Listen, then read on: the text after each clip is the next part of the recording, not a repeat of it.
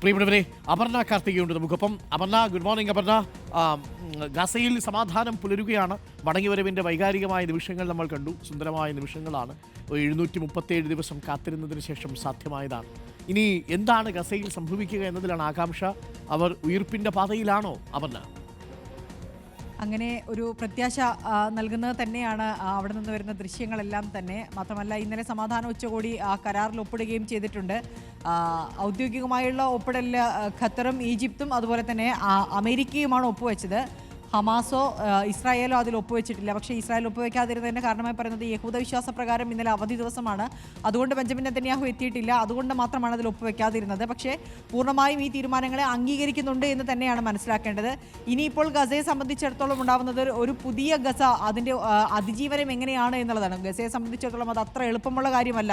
നമുക്കെല്ലാവർക്കും അറിയാം. കാരണം കഴിഞ്ഞ 2 വർഷം കൊണ്ട് ഗസയിലെ എല്ലാ പ്രധാനപ്പെട്ട കേന്ദ്രങ്ങളും ആളുകളും ഉൾപ്പെടെ എല്ലാം നഷ്ടപ്പെട്ടു പോയൊരു ശ്മശാന മൂകതയുള്ളൊരു നഗരമായി മാറിയ സ്ഥലമാണ് ഗസ. അത് പുനർജീവിപ്പിക്കുക എന്നുള്ളത് ലോകരാജ്യങ്ങളുടെ ഉത്തരവാദിത്തമാണ്. അതിനുള്ള തുടർ നടപടികളാണ് ഇനി അങ്ങോട്ട് വേണ്ടത്. അതിൻ്റെ എല്ലാ തുടക്കങ്ങളും ആരംഭിച്ചു കഴിഞ്ഞിട്ടുണ്ട്. ഇപ്പോൾ ഏറ്റവും ആദ്യം തന്നെ സഹായ പ്രഖ്യാപനവുമായി എത്തിയിട്ടുള്ളത് ബ്രിട്ടനാണ്. അതിന് പിന്നാലെ കൂടുതൽ ലോകരാജ്യങ്ങൾ ഗാസയുടെ പുനരുജ്ജീവനത്തിന് വേണ്ടി പ്രവർത്തിക്കുന്നുണ്ട്. ഇനി അങ്ങോട്ട് ഗാസയിലൊരു പുതിയ ഭരണമാണ്, പുതിയ സർക്കാർ വരും, പുതിയ ജീവിതങ്ങൾ ഉണ്ടാകും. അതിൻ്റെ എല്ലാം തുടർച്ചയാണ് നമ്മൾ കാണുന്നത്. ഇന്നലെ ഇപ്പോൾ നേരത്തെ അരുൺകുമാർ സൂചിപ്പിച്ചതുപോലെ തന്നെ എത്രയോ ദിവസങ്ങൾക്ക് ശേഷം, 700-ലധികം ദിവസത്തിന് ശേഷം പ്രിയപ്പെട്ടവരെ കാണുമ്പോൾ അവർ ചേർത്ത് നിർത്തലുകൾ, അവരുടെ കെട്ടിപ്പിടിക്കലുകൾ, അവരുടെ കണ്ണീരുകൾ, അതെല്ലാം ഗാസ പുതിയ പ്രതീക്ഷ നൽകുന്നെന്ന് തന്നെ വേണം നമുക്ക് മനസ്സിലാക്കാൻ. എന്തായാലും ഗാസയിൽ നിന്ന് അടുത്ത ദിവസങ്ങളിൽ വരുന്ന വാർത്തകൾ ഏറ്റവും പ്രതീക്ഷാ നിർഭരമാണ്. Thank you.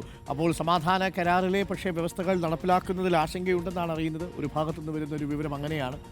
മാത്രവുമല്ല, ഗാസയിൽ സമാധാനം പുനഃസ്ഥാപിക്കാൻ വേണ്ടിയിട്ട് ഇസ്രായേലി സേന പിൻവാങ്ങുമ്പോൾ അവിടെ ഹമാസ് അധികാരത്തിന് വേണ്ടി ആദ്യം കടിപിടി കൂടുന്നത് കണ്ടു. പിന്നീട് ഹമാസ് നിലപാട് വ്യക്തമാക്കി, ഞങ്ങളില്ലേ ഒന്നിനും എന്നുള്ളതാണ് ഇപ്പോൾ ഹമാസിൻ്റെ നിലപാട്.